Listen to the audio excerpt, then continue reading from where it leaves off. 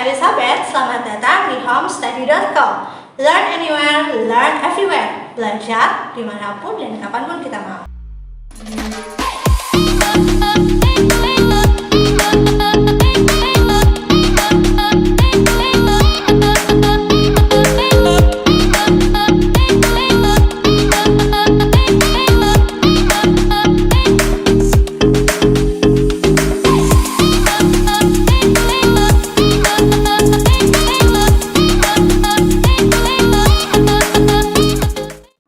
Kali ini kita akan membahas tentang pelajaran sosiologi kelas 10, yaitu tentang pengertian sosial. Yuk kita lihat dulu peta konsep untuk menjadi pokok pemahaman kita tentang pengertian sosial, sehingga kita dapat memahami konsep tentang pengertian itu sendiri. Pembahasan yang pertama yaitu proses berpikir dan pengertian. Pada proses berpikir, kita akan memahami tentang argumen dan penalaran.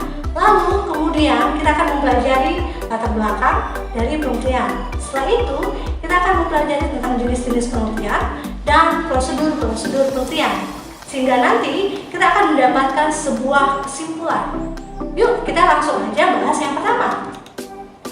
Yang pertama itu adalah proses berpikir atau bisa disebut dengan penalaran. Teman-teman tahu nggak sih mengapa ada proses berpikir sebelum melakukan sebuah pengertian?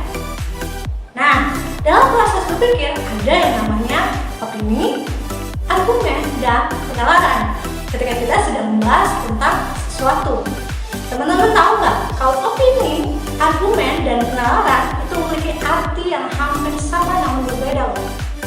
Opini itu merupakan sebuah pendapat yang kita miliki, sedangkan argumen adalah jajak pendapat yang didasari oleh berbagai macam latar belakang pemikiran yang memiliki alasan dasar dan memiliki kesimpulan sehingga dapat membentuk suatu keyakinan untuk hal tersebut. Dan biasanya argumen digunakan untuk mengubah pandangan orang lain. Sedangkan penalaran itu bersifat lebih logis teman-teman dan sangat analitis, yang berarti penalaran didasari oleh logika dan data-data yang telah dikumpulkan.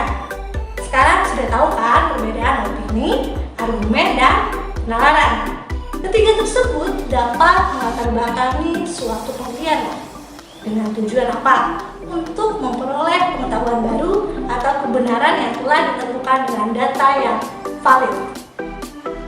Nah, kita akan membahas lebih jauh lagi tentang namanya penalaran. Dalam penalaran, proposisi yang menjadikan dasar dari penyimpulan biasanya disebut dengan premis dan hasil dari kesimpulan di sebuah konklusi. Ada dua jenis penalaran yang sangat penting untuk melakukan penelitian, yaitu penalaran deduksi dan induksi. Nah, kita akan membahas satu-satu. Deduksi. Apa itu deduksi? Deduksi adalah proses penarikan kesimpulan dari hal yang bersifat umum ke hal yang khusus. Contohnya seperti pernyataan pertama, manusia adalah makhluk sosial. Ya?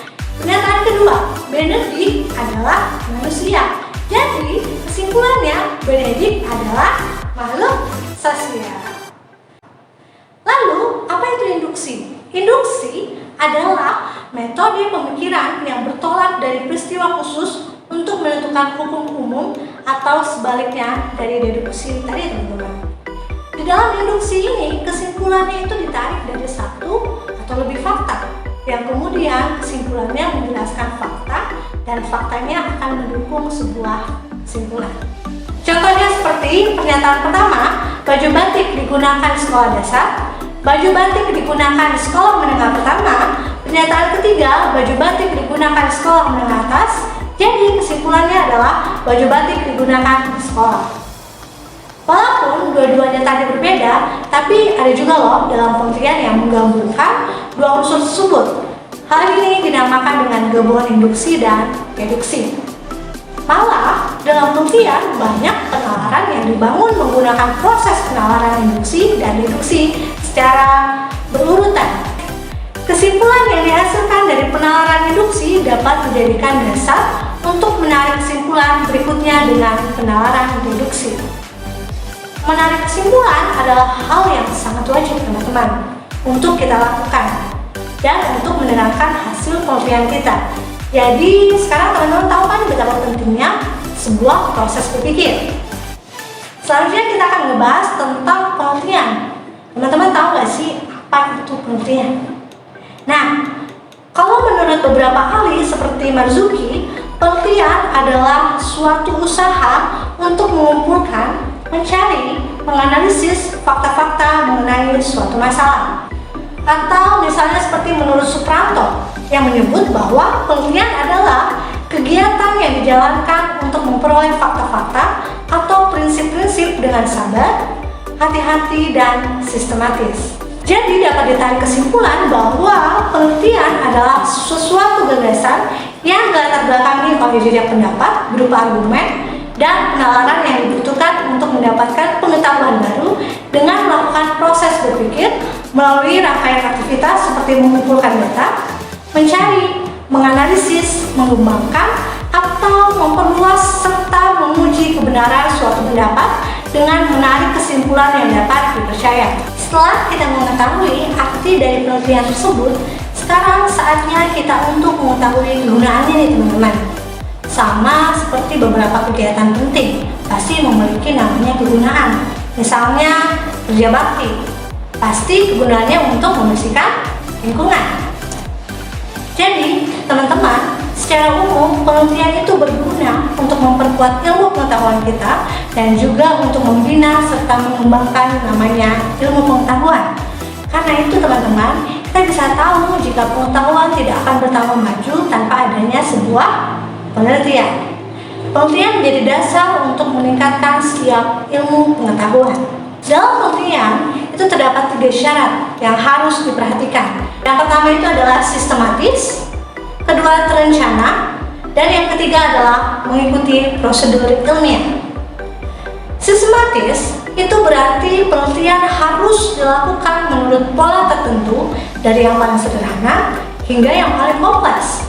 Hal ini bertujuan agar kegiatan pengertian kita lebih efisien dan efektif.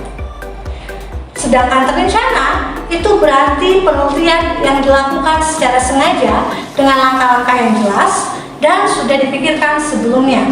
Hal ini bertujuan untuk mempermudah segala hal yang berkaitan dengan pengertian kita. Dan yang terakhir itu adalah mengikuti prosedur ilmiah. Bertujuan agar penelitian kita dilakukan sesuai dengan ketentuan yang sudah ditetapkan, yaitu prinsip untuk memperoleh ilmu pengetahuan. Teman-teman harus selalu ingat ya dengan 3 syarat ini, karena sangat penting dilakukan jika kita ingin mengikuti sesuatu. Gimana teman-teman? Sudah mengerti kan tentang penelitian?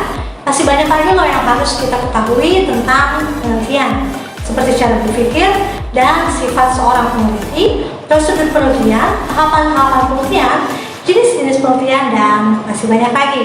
Kita akan ngebahas di video berikutnya ya. Jadi kesimpulan dari materi kita hari ini adalah dalam penelitian dibutuhkan namanya proses berpikir seperti penalaran agar penelitian kita dapat diterima karena disertai dengan data yang valid dan latar belakang yang jelas. Dan juga penelitian sangat berguna bagi perkembangan ilmu pengetahuan sehingga penelitian harus sering dilakukan. Oke, sampai di sini dulu pembahasan kita ya teman-teman. Tunggu video-video selanjutnya untuk mengetahui penelitian sosial lebih lanjut. Jika ada pertanyaan, tulis di kolom komentar. Kita akan membahas bersama-sama di video berikutnya. See you!